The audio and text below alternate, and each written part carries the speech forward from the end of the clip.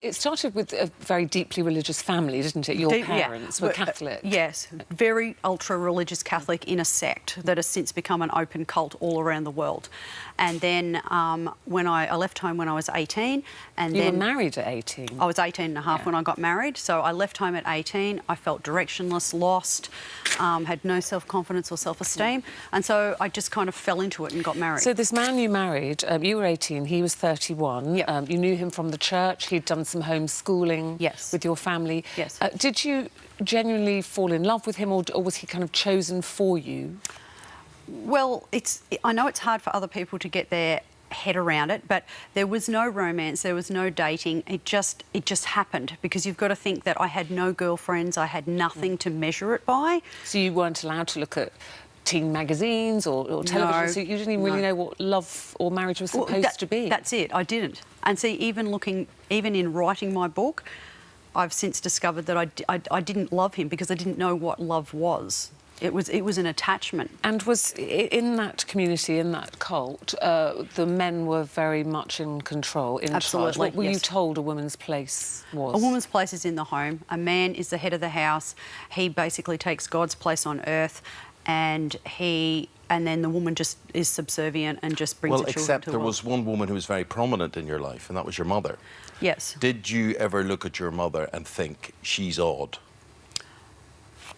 You've got to remember that if that's all you know, you don't think that, because you don't have anything else to gauge it by.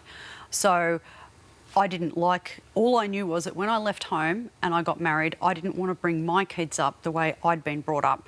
And ultimately, that's what, in the second cult, the doomsday cult, I wanted a better life for my kids, and come hell or high water, I was going to do it, even if I didn't know how I was going to go about it. So explain to me this idea. People will find it hard to understand. How are you cut off? How is it a cult? How come you can't mix? How come you can't get your hands on a phone or get on a bicycle and cycle down to the local village or whatever it happens to be? Just explain to me where you were physically located. How did that work? Well, when I grew up with my parents, we were on 20 acres, half an hour outside of a large town, and Mum filtered everything, because we were homeschooled. We had no TV, no papers, no magazines, and Mum filtered everything. So you only know what's there. I'm the eldest of 9 kids, so there was just me and my 8 siblings, and that's all you know. And then you go to church on Sundays and you just believe what you're told. That's just the way it is. And so then when I moved out of home and moved to Melbourne, I just didn't know what to do. I was very socially naive. I had no idea. What was your mother afraid of? I mean, was she in love with your father, or was she in love with Jesus Christ? She was more in love with Jesus and what he wanted, because basically she would love us as long as we did all the right things according to the... Claire, when you made the break, how on earth did you acclimatise or assimilate to the world that was out there? Because this must have been an immense shock. Well, you've got to think that I was 36 years old and I'd never owned a pair of jeans. I'd never worn a bikini. I had never dated properly.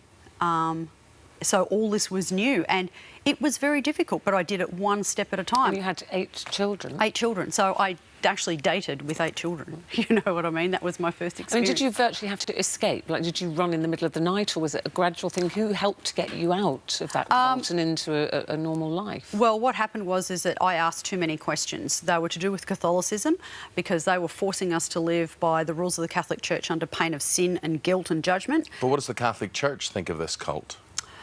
Well, they're a breakaway, so the Catholic Church condemned that cult. Yes, But so I started asking too many questions. I was just saying, well, you're making us live like this and you're doing this. So how is that allowed?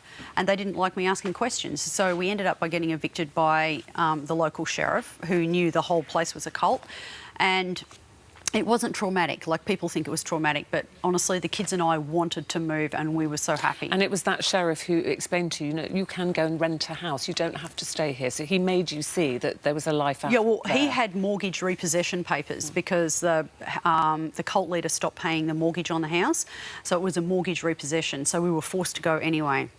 But I said to him, look, I am so happy, I am so glad, tell me what to do, I'll do it. Anyway, you Claire, did... final question. I mean, 30 years locked away or living in isolation like that, can you really just come out with 8 kids and think, oh, that was that. Now let's start afresh with something else? I mean, are you bitter? Bitter? No. Angry? No, I'm not. Sad? Look, you know when I initially came out, there was a few months later I felt a bit angry that I'd had all these years, like, stolen from me. But then when I looked around and I saw older women that were, like, in their 50s and 60s only just coming to realise that they need to turn their life around now, I was thinking, you know what, I'm so glad I'm 37. I've had all my kids. Now I can explore. Like, we can do it together as a family. What's the best thing now of this free life that you have? I live without guilt. I live without sin. I live without judgment. And, you know, like, I married my English husband. I imported him because I wasn't happy with the Aussies. So you stayed for the sunshine. You stayed in Australia, but imported him. Yeah, that's right. And do you feel now valued as a person, as a woman? Your opinions are taken notice of? Absolutely. Yeah, absolutely. Well, hallelujah to that. Thank you very much indeed, Claire. Thank you for having me.